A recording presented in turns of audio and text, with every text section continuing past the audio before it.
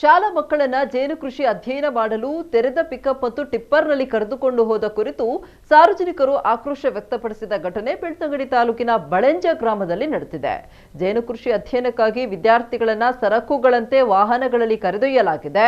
ಈ ಘಟನೆ ಬೆಳಕಿಗೆ ಬರ್ತಾ ಇದ್ದಂತೆ ವಿದ್ಯಾರ್ಥಿಗಳ ಪೋಷಕರು ಆಕ್ರೋಶ ವ್ಯಕ್ತಪಡಿಸಿದ್ದು, ಪಿಕಪ್ ಮತ್ತು ಟಿಪ್ಪರ್ ಸೇರಿ ಸರಕು ಸಾಗಣೆ ವಾಹನದಲ್ಲಿ ಕೂಲಿ ಕಾರ್ಮಿಕರನ್ನ ಕರೆದುಕೊಂಡು ಹೋಗಲು ಮೋಟಾರು ಕಾಯ್ದೆ ಅಡಿಯಲ್ಲಿ ಅವಕಾಶವಿಲ್ಲದಿರುವಾಗ ಶಾಲಾ ಮಕ್ಕಳನ್ನ ಕರ್ಕೊಂಡು ಹೋಗಿರುವುದು ಯಾಕೆ?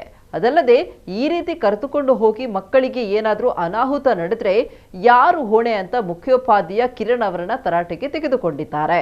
ಈ ಕುರಿತು ಪೊಲೀಸ್ ಇಲಾಖೆ ಮುಖ್ಯೋಪಾಧ್ಯಾಯ ಕಿರಣ್ ಮತ್ತು 2 ವಾಹನ ಚಾಲಕರಿಗೆ ಕಠಿಣ ಕಾನೂನು ಕ್ರಮ ಕೈಗೊಳ್ಳಬೇಕು ಅಂತ ಸಾರ್ವಜನಿಕರು ಆಕ್ರೋಶ ವ್ಯಕ್ತಪಡಿಸಿದ್ದಾರೆ.